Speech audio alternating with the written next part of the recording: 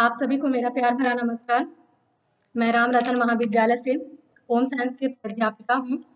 तो जैसा कि लॉकडाउन लगा हुआ है पूरे विश्व में या अपने देश भारत में भी लगा हुआ है, तो हम लोग इसी को ध्यान में रखते हुए कि सभी शिक्षक कॉलेज नहीं कोई शिक्षक कॉलेज नहीं जा सकते हैं और बच्चे भी कॉलेज नहीं आ सकते हैं क्योंकि सोशल डिस्टेंसिंग का पालन करना है। इसी को देखते हुए हम लोगों ने घर पे ही वीडियो माध्यम से बच्चों को पढ़ाने का सोचा है।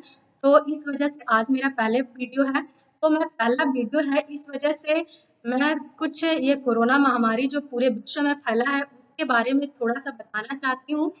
तो वैसे तो सभी लोग न्यूज़पेपर और न्यूज़ पे अक्सर सुन ही रहे हैं कि ये कोरोना वायरस जो है कितना खतरनाक है। लेकिन एक शिक्षक होने के नाते मैं भी अपने बच्चों को बताना चाहती हूँ कि ये कोरोना वायरस आखिर है क्या? कैसे इससे बचा जा सकता है? इसके क्या-क्या लक्षण हैं? तो इन सब के बारे में मैं थोड़ा आपको बताऊँगी। तो पहले मैं बता दे रही हूँ आपको कि कोविड-19 जो होता है इसका फुल फॉर्म बता देती हूँ आपको।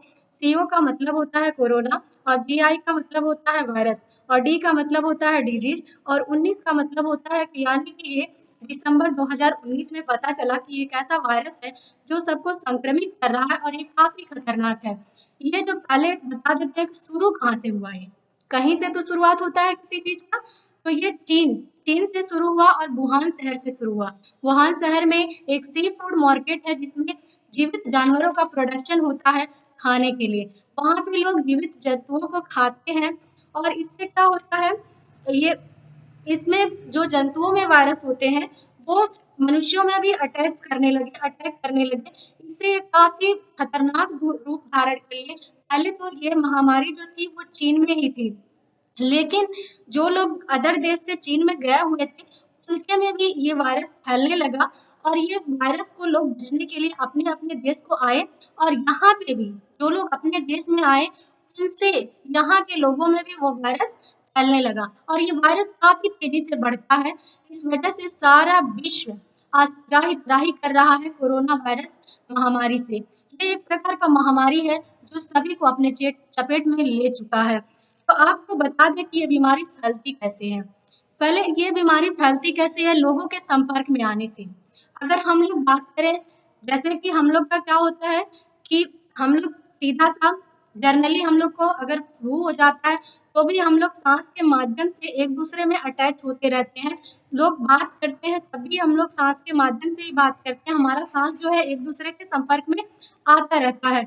तो इस वजह से ये फैलता कैसे है कि हम लोग फैलता कैसे है, ये जैसे कि पहले अगर कोई भी वायरस है हमारे मुंह के द्वारा हमारे गले में जाता है और गले से हमारे लंग्स में जाता है या और फेफड़े को संक्रमित करता है। जैसा कि आपको बता दें, आप लोगों ने टीबी पे कोरोना वायरस का स्ट्रक्चर देखा होगा। ये गोल आकृति का है और किनारे किनारे इसके फुज्जे निकले हुए हैं। उसी तरह हमारे लंग्स के अगल बगल में इसी तरह का स्ट्रक्चर होता है जिसमें छोटे छोटे रेशे होते हैं और ये वायरस जब हमारे लंग्स में चला जाता है फेफड़े में हमारे इन्फेक्शन पैदा करने लगता है और ये उसको बहुत तेजी से बढ़ने का माध्यम मिल जाता है और हम अगर जो भी कोरोना वायरस से संक्रमित लोग हैं उनको सांस लेने में दिक्कत होने लगती है। अगर कुछ लोगों का कहना है कि ये फूड से फैलता है, फूड से खाने से फैलता है, खाने में वायरस आ जाते हैं। ऐसा कुछ भी नहीं है। अगर वायरस आ भी जाते हैं, अगर आपके मुंह के रास्ते वो पेट में चले भी जाते हैं खाने के साथ, तो खाने में ऐसा एंजाइम होता है, ऐसा प्रोडक्शन होता है कि वो वायरस को मार देता है। तो खाने से कोई प्रॉब्लम नहीं है। और एक बात और आप लोग को बता दें कि लोगों का कहना है कि ये मांस मीट से फैल रहा, तो ऐसा कुछ भी नहीं है। ये मांस मीट से नहीं फैल रहा, ये हम कह रहे हैं कि ये ह्यूमन ह्यूमन से ह्यूमन में फैल रहा है, मानव से मानव में फैल रहा है। ये कोई जानवरों का ये वायरस नहीं है। और ये एक बात और कहेंगे कि आप कुछ भी खाइए, मांस खाइए, मीट खाइए, सब्जी खाइए, जो भी खाइए आप अच्छे से उसको पका के खाइए। अध पक्का मत खाइए या कच्चा मत खाइए। ठीक, अगर कच्चा आप सलाद लेते हैं या कुछ भी लेते हैं तो उसको आप पूरी अच्छे से धो के खाइए ताकि उसमें वायरस के संक्रमण का कोई संकेत ना हो। ठीक, तो आप इसके लक्षण हम बता देते हैं आपको। कोरोना वायरस के लक्षण क्या होते हैं। लक्षण जैसे नॉर्मल फ्लू होते हैं, आपको सर्दी खांसी जुकाम ये सारे इसके लक्षण हैं। और बुखार भी हो सकता है, और बुखार के साथ-साथ नीचे भी आने की आशंका हो सकती है। इसका ये मतलब नहीं कि ये सारे नॉर्मल फ्लू के लक्षण हैं, तो इसका ये मतलब नहीं कि आपको कोरोना हो ही गया है। ये लक्षण है, ऐसे हो सकते हैं, ठीक? तो इसके लिए आपको क्या करना पड़ेगा? अगर आपको लग रहा है, आपके अगल-बगल या आपको ही लग रहा है कि हमें ये सारे लक्षण दिखाई दे रहे हैं, तो हमको कैसे पता चलेगा कि हमें फ्लू है, हमें कोरोना है या नहीं? तो इसके लिए हम लोग हेल्पलाइन पे कॉल करेंगे और वहाँ से डॉक्टर आएँगे, हमारे सांस की जो है वो जाँच करेंगे, और जाँच करने के बाद अगर हम लोग को कोरोना का लक्षण नॉर्मल है या नहीं है या है, तो उसके लिए वो अगर है हमारे अंदर कोरोना का थोड़ा भी लक्षण है, तो हमको लेट जाएँगे और क्वारंटाइन करेंगे 2 हफ्ते के लिए, 2 हफ्ते के लिए या 15 दिन के लिए या 20 दिन के लिए, तब तक करेंगे जब तक कि हम पहले जैसे नॉर्मल नहीं हो जाते, पहले जैसे हम लोग नहीं हो जाते। क्वारंटाइन करने का ये मकसद नहीं है कि आप लोग को सबसे जुदा कर दिया जा रहा है या अलग कर दिया जा रहा है, ठीक? इसका ये मकसद है कि आप लोग दूसरे के संपर्क में आएँगे, उनको भी वायरस लग सकता है। या तो आप खुद सोचिए, अगर आप लोग खुद सोचिए कि पहले वायरस अगर आपको हो जाता है तो लगेगा किसको, ठीक? आप अपने घर वालों से प्रेम करते हैं, सबसे आप अपने घर में रहते हैं, सबसे पहले उसका संक्रमण तो आपके घर वालों को होगा। इसलिए आप लोग अगर ऐसा कुछ लक्षण दिखता है, तो आप लोग अपना इलाज तुरंत कराइए। ऐसा नहीं है कि कुछ लोग हैं, जो भ्रांतियों में पड़े हुए हैं कि हमें डॉक्टर पकड़ ले जाएँगे या हमें कुछ दिन के लिए बंद करके रखा जाएगा, जैसे जेल में रख दिया जाएगा, ऐसा कुछ भी नहीं है। आप लोग को डरने की ज़रूरत नहीं है, घबराने की ज़रूरत नहीं है। अगर आपको ऐसा है भी, तो आप लोग इससे सही हो सकते हैं। लोगों का ये भी है कि लोगों में भ्रांतियाँ हो गई हैं कि अगर कोरोना हो जाएगा तो मर जाएँगे। ऐसा कुछ भी नहीं है, कोई कोरोना से मर नहीं रहा है। आपको बता दें कि कोरोना इतना जो भी वायरस जितनी तेज़ी से फैलता है, उसकी मृत्यु दर उतनी ही कम होती है। उसमें मरने के चांसेस वो बहुत लोगों को नहीं मार सकता। इस वजह से अगर कोरोना की बात करें हम लोग तो 100 लोग बीमार हैं, तो उसमें से 3 या 4 लोग ही मरते हैं, और मरते कैसे हैं? वो भी सिचुएशन आपका डिपेंड करता है। जैसे आप लोग अभी सभी के लिए सलाह दिया जा रहा है कि बड़े-बुजुर्ग घर से बाहर ना निकलें, ठीक? बच्चे बाहर ना निकलें। बड़े इसलिए निकल रहे हैं क्योंकि उनकी आवश्यकता की चीज़ें लाने के लिए घर में तो किसी को निकलना ही पड़ेगा। बुजुर्ग को इसलिए सख्त से मना किया जा रहा है, 65, 70 या 60 साल के लोग बाहर ना जाएँ। क्यों? क्योंकि उम्र बढ़ने के साथ-साथ उनकी शारीरिक जो बीमारियों से लड़ने की शक्ति होती है, वो कम हो जाती है। कोरोना वायरस इतना खतरनाक है कि उससे वो लड़ नहीं सकते। उनकी जो बॉडी की शक्ति है, वो कम हो जाती है। और अगर बाय द वे किसी को इसके अलावा कोई और भी बीमारी है, अगर शुगर, ब्लड प्रेशर, ये ऐसी बीमारियां हैं तो और भी खतरनाक हो जाता है इस सिचुएशन में लड़ने के लिए। अगर कोरोना वायरस से इसीलिए बुजुर्गों को घर में ही रहने की सलाह दी जा रही है। आपके अगल-बगल कोई बुजुर्ग हैं, तो आप भी ध्यान दीजिए कि वो बाहर ना जाएँ, घर में सुरक्षित रहें। और बच्चों को भी, लोगों में भ्रांतियाँ हैं कि बच्चों को नहीं हो रहा है, बच्चों को भी हो सकता है। अगर वो कोरोना वायरस के संपर्क में आते हैं, तो हो जाता है, हो जाएगा। कोई ऐसा नहीं है कि कोरोना कहता है कि हम छोटे बच्चों को नहीं पकड़ेंगे, हो सकता है। इसलिए आप लोग बच्चों को भी सुरक्षित रखें, अपने भी सुरक्षित रहें, मास्क पहनें, सैनिटाइज़र का प्रयोग करें, और सैनिटाइज़र अगर आपके घर में नहीं है, तो साबुन का भी आप लोग प्रयोग कर सकते हैं। और ये अगर हम एक बात और बता दें कि ये वायरस जो है कि नॉर्मली अगर हम लोग फैल कैसे रहा है, हम लोग के खाँसने का तरीका, ठीक है? अगर ये सांस से फैल रहा है तो हम लोग के खाँसने के भी कई तरीके होते हैं। एक तो हम लोग अपने मुँह पे ऐसे हाथ लगा के करते हैं, तो ऐसे क्या होता है जो वायरस होते हैं हमारे हाथ में आ जाते हैं। इससे क्या होता है जब हाथ में आ जाते हैं तो हम लोग कहीं भी टच करते हैं, तो अगर वो कोरोना से संक्रमण व्यक्ति है, वो कहीं पे भी टच कर रहा है, अगर अदर व्यक्ति आके टच करता है, तो हम लोग की एक आदत है मुँह को छूने की। अगर हम लोग मुँह छू रहे हैं, तो वायरस जो हमारे मुँह पे भी संक्रमण करेगा, फिर मुँह के रास्ते वो हमारे अंदर चला जाता है और हमें संक्रमित कर देता है। और एक तरीका है, आप लोग छींकते हैं, जब छींकते हैं तो क्या होता है, ये वायरस 1 से 1.5 मीटर वो उड़ के नीचे गिर जाता है, नीचे गिर जाता है। लोगों की भ्रांतियां ये भी है कि ये वायरस उड़ता है, ये वायरस उड़ता नहीं है। ये अगर खांसने पे या छींकने पे ये 1 से 1.5 मीटर तक नीचे गिर जाता है ये वायरस, और उसके बाद ये अगर कोई उसके संपर्क में आता है या बैठता है, वहां पे छू देता है, तो ये दूसरे व्यक्ति में संक्रमण फैला देता है। इसीलिए आपसे, महिलाओं से खासकर गृहिणी जो है घर की, उनसे ये मेरी गुजारिश है कि ये लोग झाड़ू लगाने से बेहतर है कि ये लोग तुरंत पोछा लगाएं, क्योंकि आप सूखा अगर झाड़ू लगाते हैं तो वो वायरस वहां से उठ के फिर उड़ेगा और उड़ के फिर किसी को संक्रमित कर सकता है। इसलिए आप लोग ध्यान दें कि सूखा झाड़ू ना लगा के तुरंत आप पोछा लगाएं, इससे वायरस के वहां पे रहने के चांसेस एकदम खत्म हो जाएंगे। और अगर खांसने का तरीका भी है एक, तो आप अपने बाजू पे खांसे।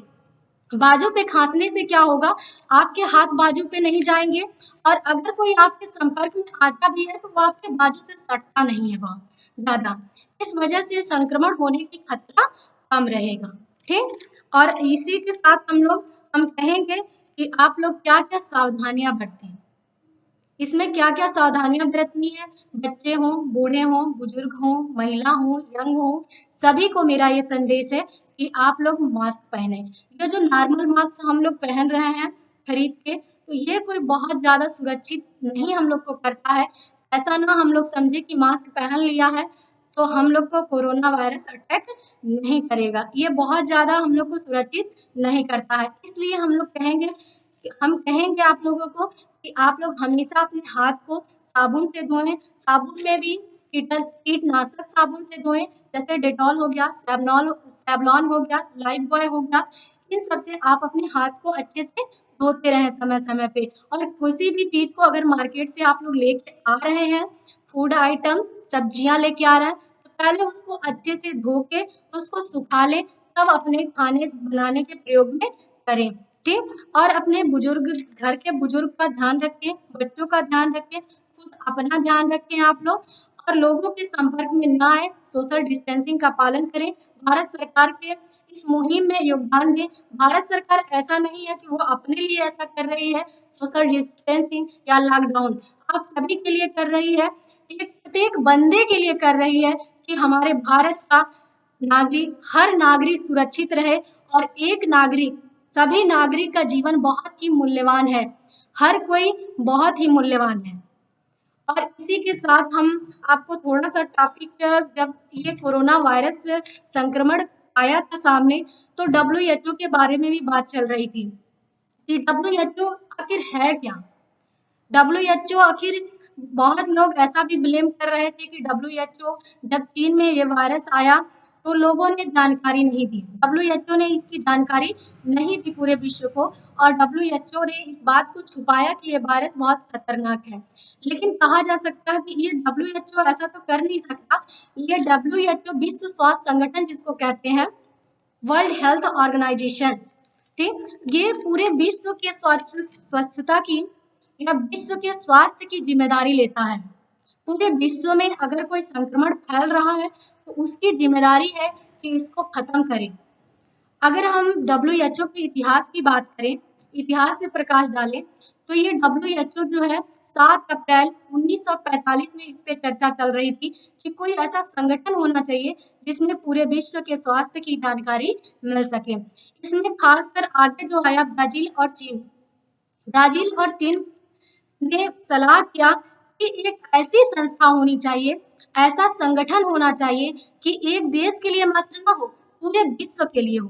क्योंकि एक देश अगर किसी बीमारी से निपट सकता है, तो ऐसा भी हो सकता है कि भविष्य में किसी और देश को भी यह बीमारी जा सकती है। इस वजह से एक ऐसा संगठन बने कि पूरे विश्व के स्वास्थ्य की पहल इस पे हो, और पूरा विश्व, किसी भी बीमारी से पूरा विश्व लड़ सके। तो हम ये जो बीमारी है, जो इसकी बात करें हम लोग, विश्व स्वास्थ्य संगठन है WHO, पूरी तरह से संचालित हुआ 7 अप्रैल 1948 को।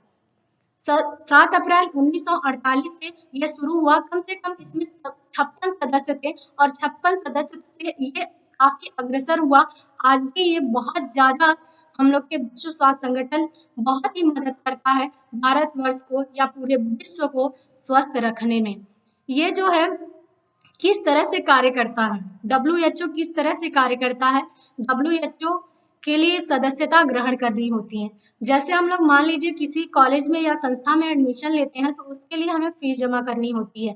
उसी तरह डब्ल्यूएचओ की सदस्यता ग्रहण करने के लिए देश को उसको कुछ फीस अदा करने पड़ते हैं और वो फीस लेने के बाद डब्ल्यूएचओ पूरी तत्पर रहता है कि आपके देश में कोई भी आपदा आती है स्वास्थ्य संबंधित तो उसमें वो किसी भी हद तक जाकर आपकी मदद करता है। और ये कोरोना वायरस आया है कोविड-19 जिसको कहते हैं, इसमें डब्ल्यूएचओ पूरी भागीदारी दे रहा है इसको खत्म करने में, इससे लड़ने में।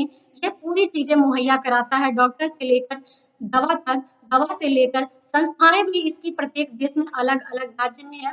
हमारे भारतवर्ष में दिल्ली में इसकी संस्था है डब्ल्यूएचओ की, वहां से पूरे भारत के स्वास्थ्य पे नजर रखी जाती है और पूरा विश्व में जो डब्ल्यूएचओ का कहना है कि डब्ल्यूएचओ का भी एक बात है, डब्ल्यूएचओ कहता है कि ऐसा नहीं है, हमारा ये पहल नहीं है कि हम किसी भी देश को या किसी भी व्यक्ति को या भारत की जनता को या पूरे विश्व की जनता को किसी रोग से मुक्त कराएं, बल्कि ये है कि पूरी तरह से उसको मानसिक विकास में, शारीरिक विकास में या सामाजिक विकास की क्रियाशीलता में हम उसकी मदद करें ताकि वो भारत देश में या पूरे विश्व में शांति बनी रहे।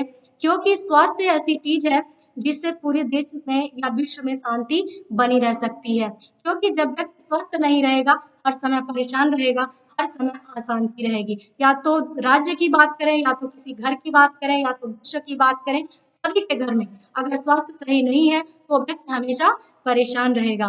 तो इसी के साथ आज की वीडियो मैं समाप्त करती हूँ। अगले वीडियो में मैं कुछ अच्छा ऐसे ही टॉपिक लेके आऊंगी जो आपके लिए काफी महत्वपूर्ण हो, आपके जानकारी भरा हो आपके लिए।